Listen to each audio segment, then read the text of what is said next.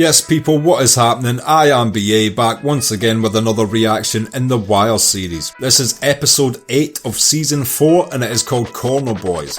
Last episode, Tommy began easing himself into the position of mayor, starting to learn some of the problems, and also I think he's sizing up Daniels as a future commissioner perhaps. We saw Randy trying his best to help Herc along with this dead body case, and it just gets shouted at in the fucking interrogation room for trying to help. We saw Marlo move the camera up to the pigeon coop as well, which I don't know how Herc's even going to find that shit, but it's fucking hilarious.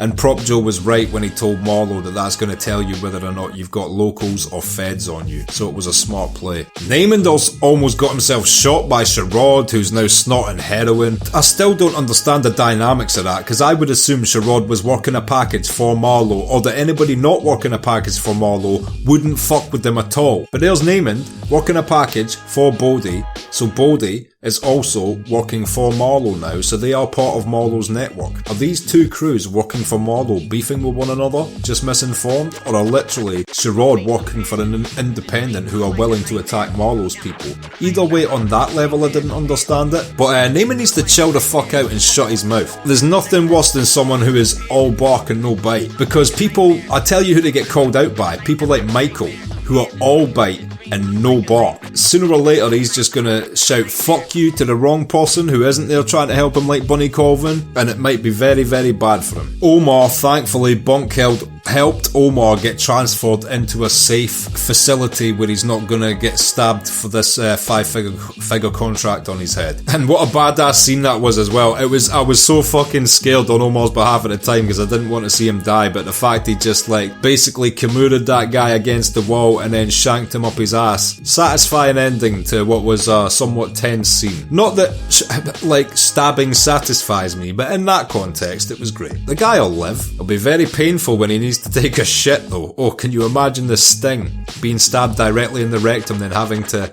I don't want to get graphic, but we can all feel that sting right now, yeah? Okay, good, move along. Right, but then it does provide instant lubrication for his cellmate, so the rest... I'm sorry. Am I above a blood lubrication joke is the deeper philosophical question we should be asking ourselves here. Clearly not. Shit. Cutty manned the fuck up and got his boxing class together and was like, look, I know I've been a bit of a waste man with the mothers in your lives and I won't be doing that shit no more. And then we got to see him have another conversation with his ex at the school as well. And he handled it way less stalkerishly than his first two interactions with her, I will say. And also the fact that kids were walking past him going like, hey, coach and shit, making him look good in her eyes. I don't know, I think she looked at him twice that time. You know, instead of being like, you know, I hope you have a nice life, I think she was like, is he changed? And I really hope something more comes of their relationship. It would be great to see those two get back together. Regardless, I'm really looking forward to this episode, so let's get into it. This is episode 8 of season 4. Holy fuck, how fast time flies. We are almost in the final season of The Wire already. Time flies so fucking fast. You know, when I started The Wire, I smoked cigarettes. I was a hardcore cigarette smoker. Now look at me. Fucking lemongrass, do you know what I mean? Soft shit. I am soft for not killing myself quicker, okay? At least I'm still having fun. I'm like got so many chemicals leaving my body just now from these cigarettes and shit. It is insane. I can't be held accountable for anything I say just now. Aside from the blood lubricant joke, which, you know, cancel me. I would cancel me for that. Hashtag cancel me, fuck me. If I do it first, what can anyone else do? Yeah? But yes, enough bullshitting. This is episode 8 of season 4. It is called Corner Boys. Let's check it out and see what it's saying to it. A4, B5, C6, or D7.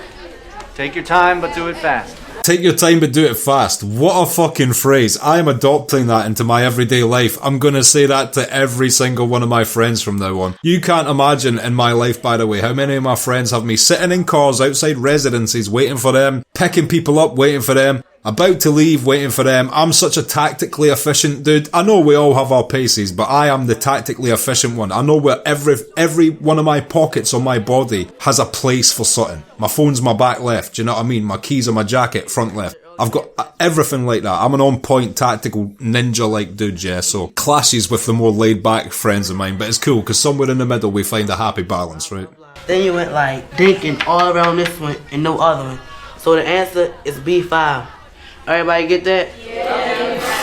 That is hilarious. He solved the equation through detective work rather than the knowledge of math, but you have to respect him for being able to do it still. Even Prez Belusky was like, well, shit. Gave the game away there, didn't I? Fuck. You did. There was how many taps on the 5 was there? Thomas Carcetti, who's been fact-finding within the department.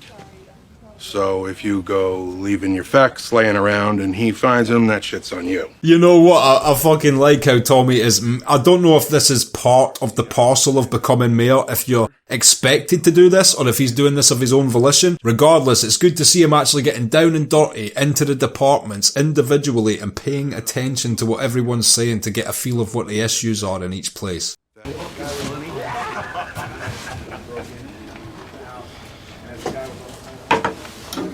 Why are they watching him so closely? I wonder if they're just curious as to how he likes his coffee. Me personally, I can't drink that drip shit. You finish your pot, you make the next one. Okay.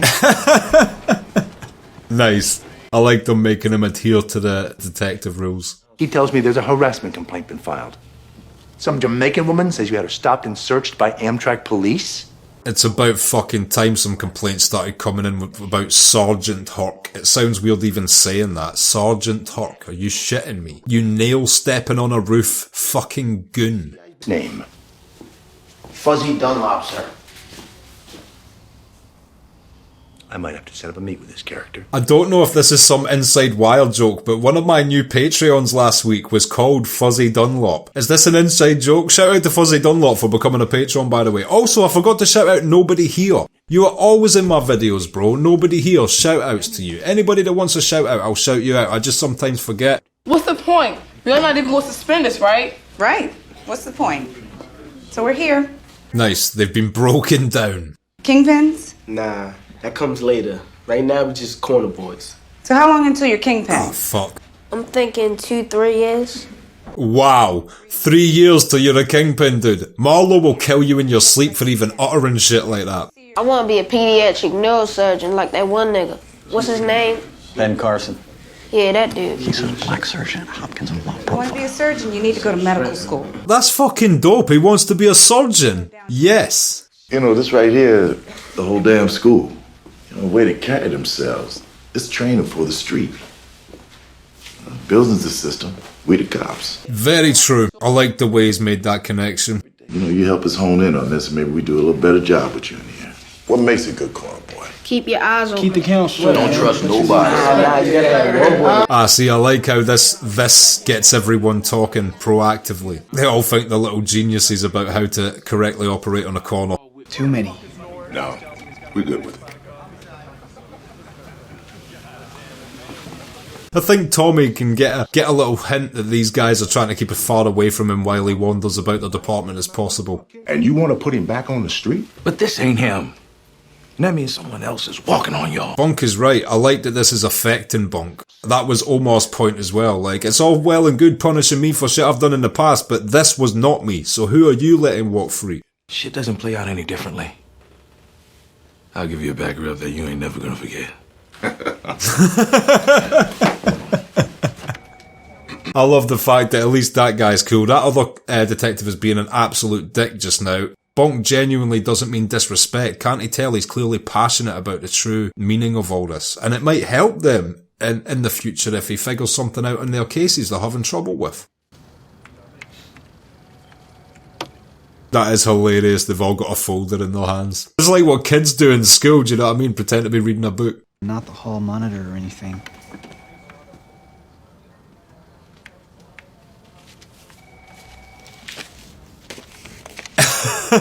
I love the subtlety of this. So great. Yeah, the feet go back up on the desk. The porn mag comes out for Landsman. Lester goes back to his mini furniture. So this is your day? We catch a body, it's different. That was a micro, brilliant scene. That was a perfect little scene. It was too short to be a short film, but it is good enough in concept and punchlines and very little being said, but a lot being said physically and shit. That was just a brilliant little scene. So well written. And hilarious, of course, but yeah. I'll see what I can find out about it. But you know cameras. Kinda like pigeons in a stall. Know what I'm saying? Marlowe feeling so confident now he knows he's only being hunted by the city police. If he knew how shit Herc was as well, he would be even more confident. You just gotta tell Merrimer that you used the camera for the PC at the train station. I already put it down to a CI. I told Dickhead the truth. He takes my stripes on it. Herc, you deserve to have your stripes instantly taken, bro. You really do. Deep down somewhere, I have a bit of affinity for you because I've been watching you for 4 seasons, but you certainly do not deserve to be sergeant, and you certainly do not deserve to be doing any sort of significant police work. I mean, it don't even matter. Miss Anna, she got me on a short leash right now. Can't go out the house unless she know right where I'm going. Shit, at least you've got a leash. True, there are some kids out here that can just do what they want because their parents are fucking gone. And think of the reserve Michael's showing to still attempt to do things with himself when he's literally been raised leashless.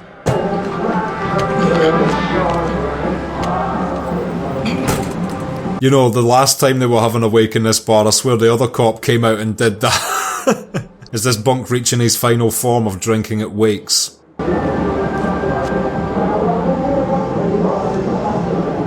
Are they the Undertakers waiting to get the body back in the fucking hearse? Have they got another body on the pool table out here? What the fuck is that? Club soda.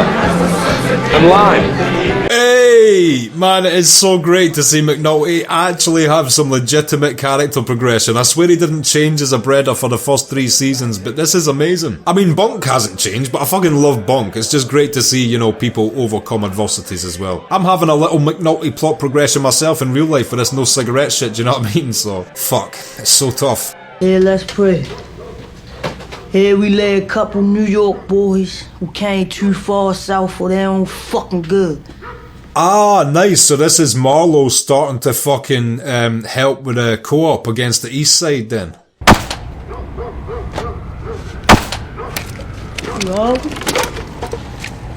You want some Chinese? They're such a nonchalant murder team. It's like some proper horror movie shit as well, the way they've got the wee lantern and the little shit of supply. It's proper creepy. No wonder the kids thought he was on some voodoo shit, walking about with a lantern, pouring lime on dead bodies and shit. How you get 1/3 of a car? It's actually 1/3 of all the cars. Was I talking to you? Fucking hell, man. It's so good to see Duquan just smiling and shit. I think since he's feeling fresher at school and all that. You gotta shoot from a distance. Can't risk a headshot. You go for the belly, the dick, or the ass area. Because the vests don't go down that far. Are they trying to raise new soldiers? Why do I get the feeling that these guys are going to prove to be not up to the task, and that's going to lead Chris and Snoop back to pressure Michael to come on board? Because Michael's obviously an efficient fucking dude. Ain't no disrespect to your professionalism or nothing. We all impressed as how you lose motherfuckers like that. We just trying to send a message to these New York people. Wonder what Marlowe's going to make of that, because he likes to keep it low key, but I'm sure Snoop and Chris would have zero problem dropping some bodies publicly as well. Mr. Mayor, you know what's great about the Easter? We are hungry motherfuckers. Respectfully, I mean. Again, is this something mayors regularly do? Go out in ground level with a beat cops and just see how the street level policing works? I'd imagine that'd be quite a risky thing. You would definitely have some private security if you were a mayor going into street shit like that. I guess you could see the police officers that were accompanying you as that, but you know, you could be a mayor unlucky enough to have Herc covering you, so. Do it over some bullshit? No, all you did was lose a good work. Man, you gotta fuck that nigga up, man. Come down now. I wonder what the end result of getting them to discuss this stuff is, though. Because he is just essentially making them better at working the corner. One voice, y'all, one voice. Yo, D, you tell them. Stay always people watching. Watching? You. Yeah. This is small steps, but it's turned from everyone saying fuck you to them taking turns and allowing someone to speak in a proactive group discussion. That is 100% an improvement. Now, if they can just somehow steer the subject matter away from how to be better at drug dealing, you know, they might have genuinely made some improvements there. I have seen this dude on the bike in the intro for so long now. It's nice to get some context. Hello, bike man. Come on, man. Go work, man. Be bullshit, man. With the car, some bullshit right here. For real, for real. I ain't got no drugs, no shit on me. I ain't got nothing on me, man. Do you think they did this just to show Tommy what they do? Because I don't think he's going to be impressed by this. It accomplishes nothing. Fucked up right here, man.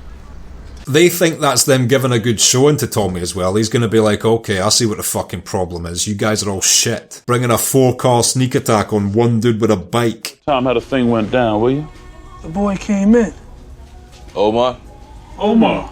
This is 100% a bodega. You can tell the difference with the understocked shit, the out-of-date shit, security door in the back. Not hard to spot a bodega if you actually look around the fucking thing. First, it don't make any sense. The shooter took out the woman and left him breathing to talk to you. He should be dead too. Second, that's a drug depot in there. 100% correct in both instances. And if he were to say, oh, that's Omar's previous, ripping off a re-up in here, which is what happened, he'd be fucked. That was such good detective work by Bunk there. So impressive. He had all that shit clocked just by a little mosey round the shop. And to be fair, any smart person would see the same thing going in that shop. It's clearly a drug op cover shop. I've been in some interesting shops in my time. You would be amazed what businesses are covers for things. I went into a baguette shop once with the instructions to walk past the staff to the stairs at the back, which were staff only, and walk down the stairs. These were the instructions I got, so I trusted my friend. I did it. Get downstairs. Shit wasn't a fucking baguette shop. They gonna love him up in there. Come on. Saw him first. Yeah? Mine. Those my pills, I swear. That's two. These guys don't understand how shit this looks to Tommy. It doesn't take a brain surgeon to see the issues having spent a few days around the departments like Tommy. Even the detectives we like looked shit. Kima just feet on the table, Landsman looking at porn, Lester making sofas. Surely there's something better than that they could be doing with their time. Want to see me get to 40? That's cheating. Want me to show you how? It's a harmless thing to cheat in, I guess. I have activated the cheat modes in GTA before. It's fun. Hello, this is Irvin Pepper of Pepper and Bayleaf. I'm calling in regards to a Sergeant Thomas Houck in regards to That is a very believable alternate voice there by Prop Joe. I wasn't expecting that from him. Results for Thomas Houck. He's on the street. Leave a message on it.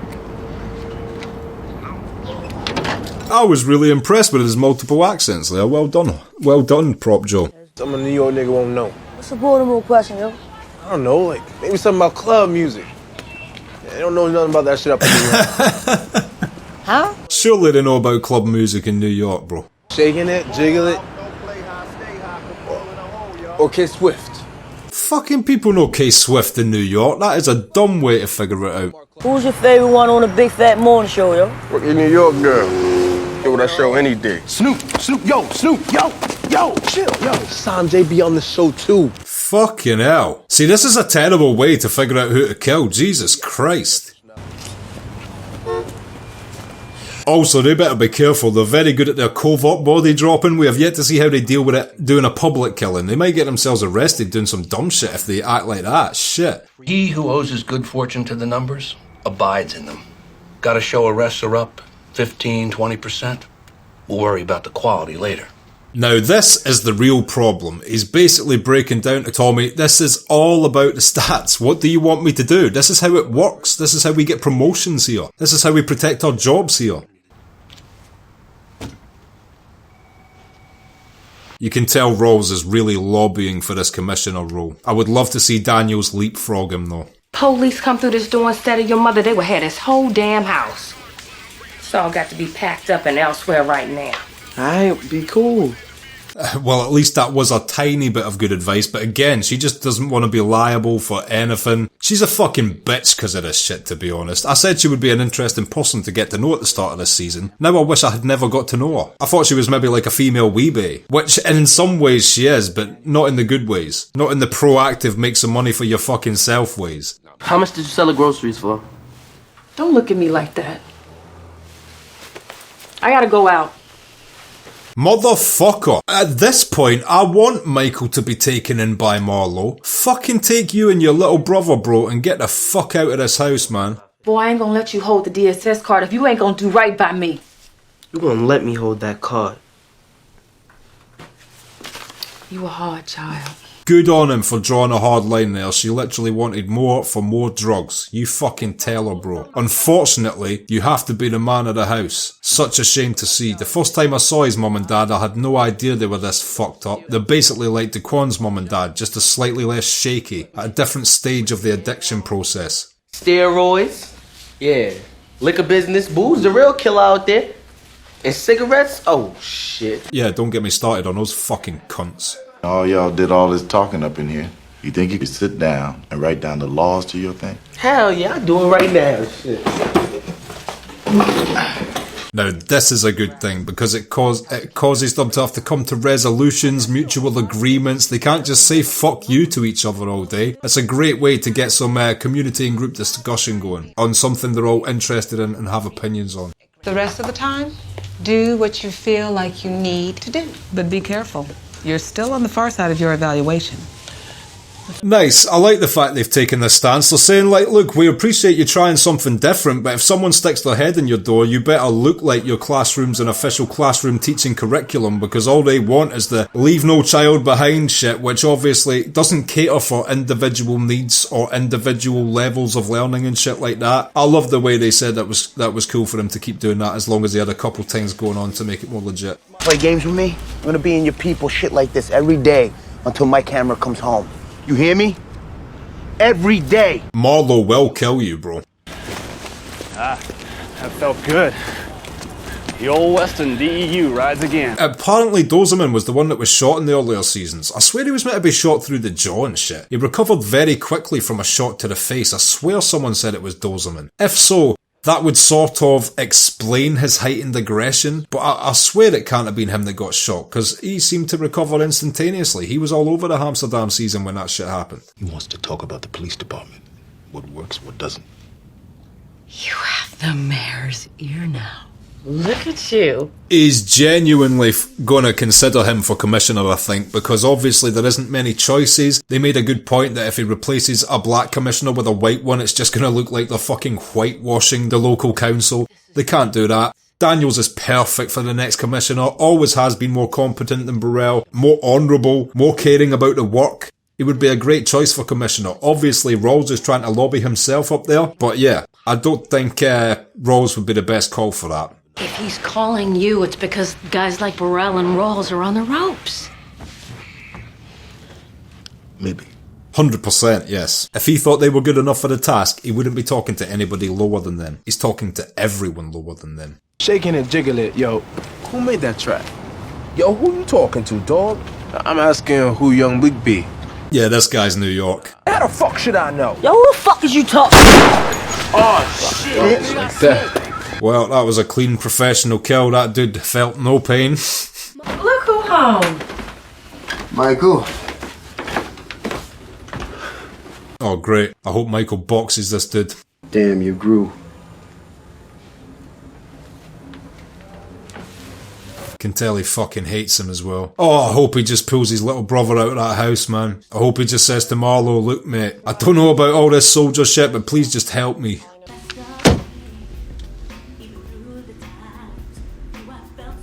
Was it a warrant? It was either a search warrant or a warrant for his arrest. This is a good thing, Michael. It's gonna be back the way it was. The way it was? We're your family again. This is some bullshit. I feel so bad for Michael. Don't want him or his wee bro living here. 100% that guy has not changed. We gotta cobble together a citywide turnaround. Call it the Baltimore Miracle or some shit. Which starts with a 10% drop in crime, since that was your campaign cry. Oh man, I really don't like how they're just like, okay, you made these promises, this is the way we can easily fulfill each one of them. Again, no real change. Do all that, you might be running for governor in 2008. Maybe take back that state house for us. And Tommy, as the go-getter he is, will love that idea. He doesn't want to just stop as the mayor of Baltimore. He's like, oh, governor of the state. God damn. Michael, you want to see the social worker? Mate, you should be thinking for the sake of your little brother at this point. He shouldn't be in that house a day longer. They really came alive. Yeah, when they talk about what they know, they talk from here, and they stay on point. Shit, they were even taking turns in there. 100%. It's just how do you turn that into something positive? What's the next step to turn that conversation into something which will benefit their futures away from illegal shit? You got trust in me on this, Marlo? He'll kill you and your whole family. So don't go shaking the bottles, because Marlo weighs that shit. Now this is fucked up. It's just pushing the responsibility further down and further down. That's fucked up of him to be doing that, but of course he's still the lesser of the two evils in comparison to his mum, because he's a kid and he doesn't know any better, and his mum's told him to get rid of it. He didn't do that of his own volition. He was ordered to, again, by his own fucking mum. It's just a shame he's chosen such a young little fucking kid that doesn't know any better to hold an exorbitant amount of fucking heroin. It's ridiculous. We safe from everybody, but me and Marlo. So I'm lieutenant now? Yeah, you my lieutenant. And all I get is an extra $10? I suppose that's how trivial it all is when you're that age. You don't know shit about who should be getting paid what and what means what. I just hope that little kid doesn't walk about calling himself a lieutenant. Made me groggy as shit. Did this man starts working at me? Was it him? Fuck I did. I mean, shit. I'm still groggy now. Man, what is this guy's game? He definitely doesn't want to be talking about nothing, but I'm wondering what he's fucking doing right here. I will say one thing, if Bunk pursues this all the way up to getting Omar off, Omar owes Bunk now. What are you building, a clubhouse? Yo, that shooting nails, be cool. Oh, I know what it does. Want my fucking camera. Hurk needs to chill the fuck out with this shit. Did you see that look on Chris's face? I really don't know if these guys are gonna let someone like Hurk do this to them. Now I know shooting police is a no-no, but he better fucking watch himself. You know what Marlowe's like. Rawls says it's Burrell in his numbers game. Says if I unleash him, put him in the driver's seat, then all that bullshit goes south. See a return to high-end police work. Says it'll be the dawning of a new day. Rawls is the master of playing to statistics. What a bunch of bullshit that was. We did have one unit doing high-end stuff. Major crimes, working out of an offsite down on Clinton Street. What wrecked it?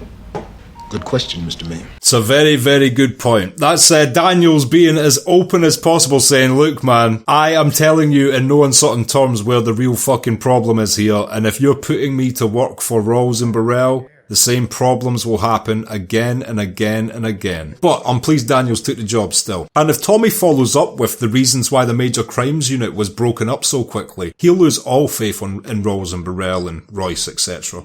Maybe he saw the whole thing. Maybe he's our eyeball witness. Little Kevin. Little Kevin. I mean, I'll be fucking shocked if Hurk actually stumbles into some decent police work here, but I just cannot see it happening. Your father built them corners and they owe you. 'Cause they owe him. Bodie got a real short memory when it comes to giving props. This woman is fucking relentless at this point. She seriously needs to chill the fuck out and shut her mouth up. I wonder what Weebay will make of all this as well. He needs to tell her to fuck off. I'm uncomfortable the way Carcetti is running around in our shop. He's talked to me. Several times. Well, that's that. Burrell's time has ran its course. That is Rawls' way of essentially saying, fuck you, mate. You're out. Now, Rawls is putting a lot of his eggs in one basket here, though. I think deep down, Rawls is also part of the problem, and if Tommy pays attention to Daniels enough, he might also want to get rid of Rawls. Daniels may eventually be in the Rawls-Borelli position. Again, in an ideal scenario. The man who came and picked him up said he was his father. And Bug says so, too. See, this is why you need to get that boy out of that fucking house as soon as possible. Why'd you let him do it? Hey, listen to me. No. That's how you got him with his head up his ass, unsolving his own fucking murders. But they're fucking right. Are you trying to get to the truth or not, Landsman? Put out the two, you think over the one. Bug. Hey, big man. Get over to me now. We were just going now. The way he was that scared, was that guy abusive to Michael?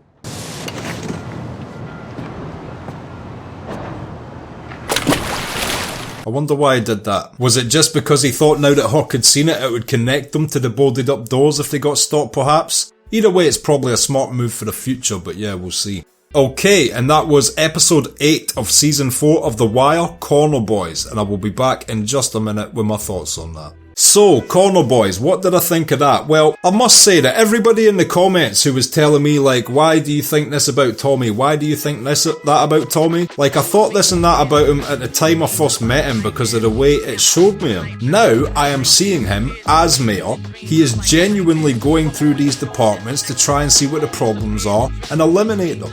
That is nothing but commendable. But I didn't see that up until this fucking moment. Remember, I'm watching it for the first time. I mean, it's a very small minority, but these people who judge me for how I react to things or tell me how I should be thinking about people, thought policing me out here, need to chill the fuck out. Because now that I see Tommy doing this, oh, that is great. Obviously, he's still doing it for his own shallow ambition. He doesn't want to stop at mayor. Someone mentioned the word potential governor to him, and his eyes lit up again like, oh shit, if I do this job and knock this job out the fucking park, that could be my future.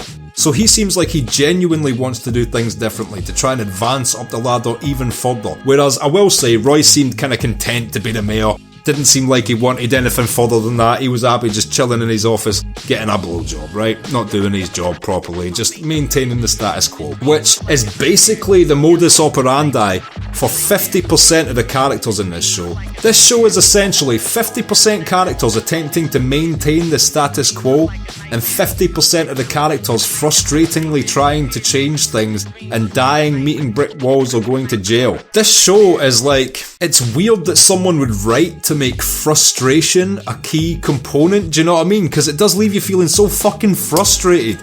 And there's very little art I can think of that actually does that purposefully so often. You know, they want fucking happiness, sadness, fear, blah blah. This show's just like, seriously,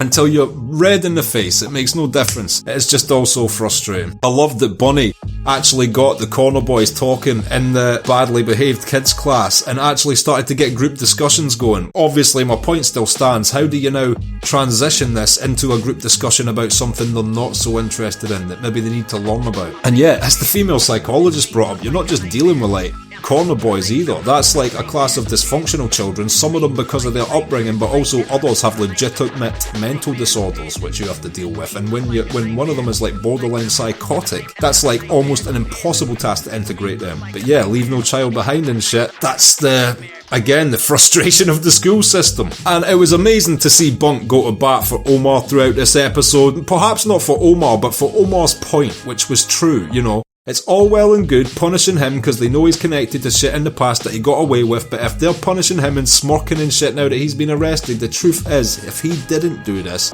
there's someone laughing at you, getting away with the murder of an innocent woman. And I think deep down Bunk knows it is not Omar's style to kill a civilian, and I loved when he went into the shop and made all those deductions within a short amount of time as well. It was fucking incredible, just like, yep, understocked security camera, steel reinforced doors, bulletproof glass, what the fuck do you think this shop is, do you know what I mean? When your shelves are that understocked, you do not need bulletproof glass to protect your profits. You're making like $1 a day.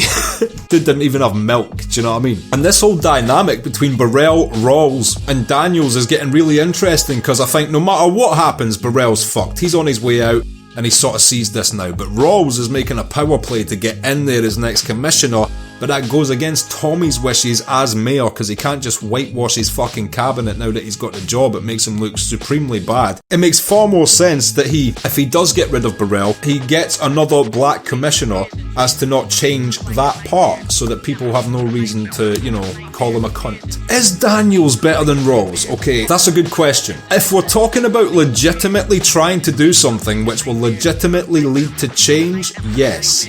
Again, Rawls is part of this, keeping up with the status quo. And as much as I like Rawls, he is a slave to the statistics, just like Landsman, just like all these people, and I understand.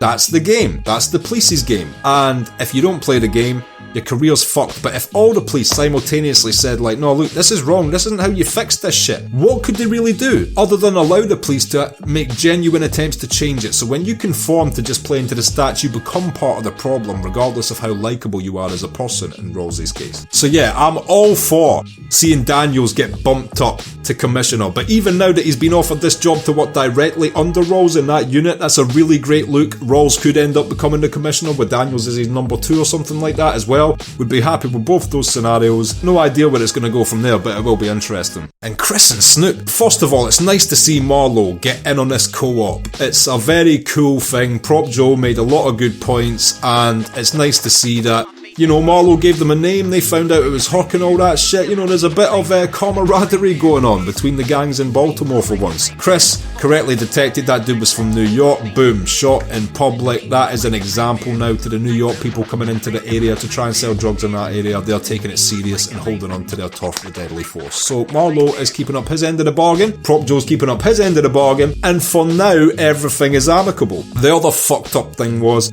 we saw the pressure of chain of command go down to now a 12-year-old fucking kid. Because Naaman's mother is super pressuring him, and even after that, he was just like weakening the vials in his room to try and increase his profit margins, and his mom was like, no, you can't even hold this shit here. You better get that shit off premises. And that forced him to just pick the most impressionable person he could think of, because anybody who was sensible would just be like, go fuck yourself. So he had to pick someone even younger to essentially trick him into holding this weight. And yeah, oh, I'm a lieutenant now? Yeah, you're a lieutenant. Like, what does that mean? Unless you're in the mafia, these names are a bunch of bullshit when you're 15-year-olds. That's just some shit to make you feel better, like when the KKK called themselves a Grand Wizard. Oh really? Do a spell, you weird hat-wearing fuck. You ain't a wizard. Fuck off. No offence to the KKK community. I don't want them to cancel me.